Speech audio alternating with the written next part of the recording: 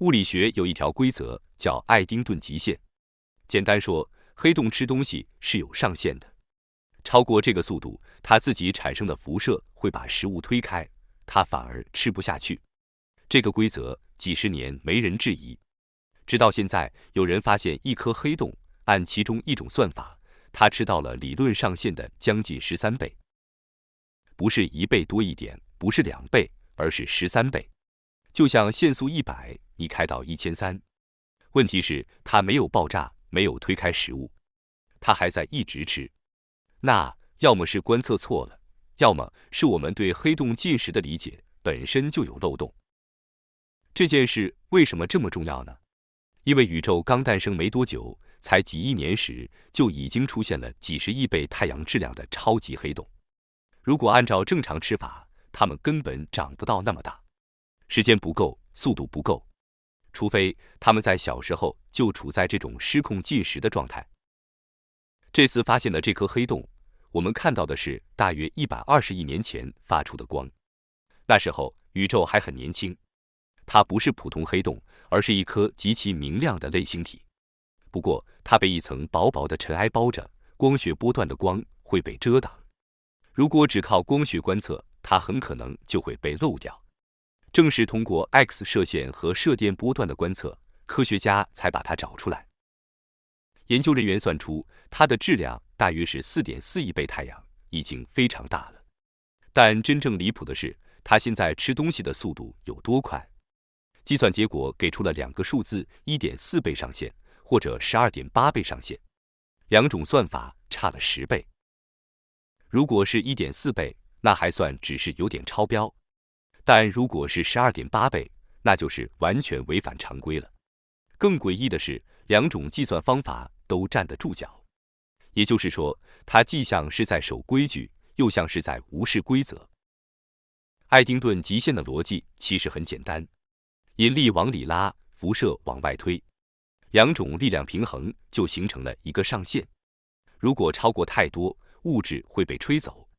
所以，如果真的達到了13倍，那就說明黑洞可能有辦法繞開這個平衡。更反直覺的是，過去的經驗告訴我們，如果黑洞吃得太快， X 射線反而會變弱，因為吸積盤內部會膨脹變厚，形成所謂的厚盤，把高能輻射遮住。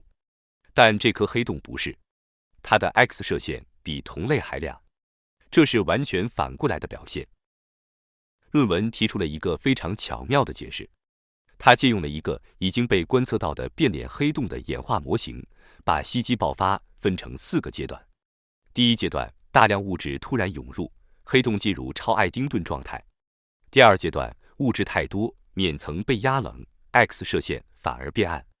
第三階段，物質被消耗，冕層重新加熱， X 射線重新變亮。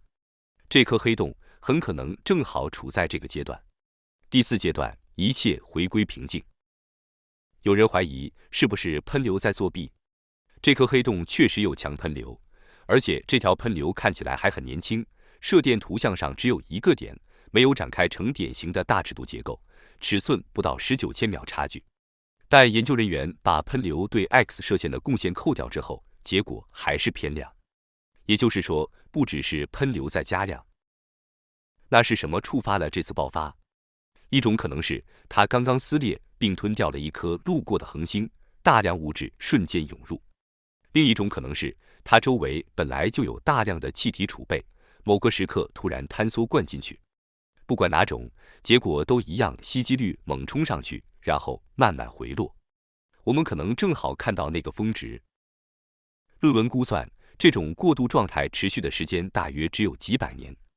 幾百年在宇宙尺度上連一個眨眼都算不上，但如果早期宇宙裡有大量黑洞都反覆經歷這種爆發回落周期，那它們就能在極短時間裡瘋狂長胖。更驚人的是，論文根據巡天數據反推，在那個时代，像這顆一樣擁有強射電信號的類星體數量，可能比我們以為的多5倍以上，遠超傳統估計的10%。如果這是真的，那我們對早期宇宙活躍程度的估計可能嚴重偏低。噴流不僅是排氣管，它會加熱周圍氣體，抑制恆星形成，改變星系結構。換句話說，黑洞的爆蝕不只是它自己的事，它還在塑造整個宇宙的模樣。如果超爱丁頓吸積在早期很常見，那我們很多關於黑洞成長的計算公式都要重寫。原本以為需要10億年的成長，也許只需要幾億年。宇宙的節奏可能比我們想象的更激烈。想象一下，一個嬰兒黑洞不是慢慢的吃，而是階段性瘋狂進食，每次爆發都把自己推向更大質量。等我們再看到它時，它已經成了巨無霸。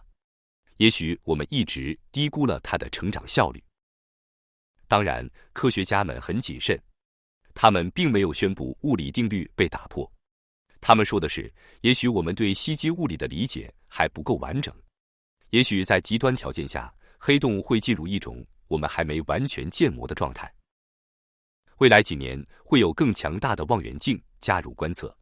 如果我們發現更多類似案例，那這就不是巧合，而是一種普遍現象，一種被我們忽略的早期宇宙常態。這件事的真正意義，不是發現了某一顆黑洞吃得有多快，而是它給了我們一個窗口，一個解釋超級黑洞為什麼這麼早就存在的窗口，一個解釋宇宙成長為何如此迅猛的窗口。超過13倍聽起來像是違規，但也許它只是規則的邊緣。也許愛丁頓極限並不是絕對不能突破，而是在某些階段可以短暫超越。黑洞最終會回到穩定狀態，但如果每個黑洞在年輕時都經歷過這種爆蝕階段，那它們長成今天的規模就不再是奇蹟，而是必然。我們常常以為宇宙是溫和演化的，但也許在早期，它更像一場狂飆。黑洞在瘋狂吞噬，噴流在撕裂空間，星系在劇烈重組。愛丁頓極限沒有消失，但它可能不像我們想象的那麼死板，規則依然存在，只是黑洞找到了在極端條件下繞開的方式。這不是物理崩潰的故事，而是物理邊界的故事。每當我們以為理解了宇宙，它總會在某個角落給出一個讓人不舒服的例外。問題不是黑洞有沒有違規，問題是我們是不是還沒完全看懂它的規則。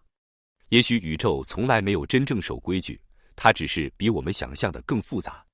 想繼續一起看更多有意思的內容，訂閱一下，我們下期見。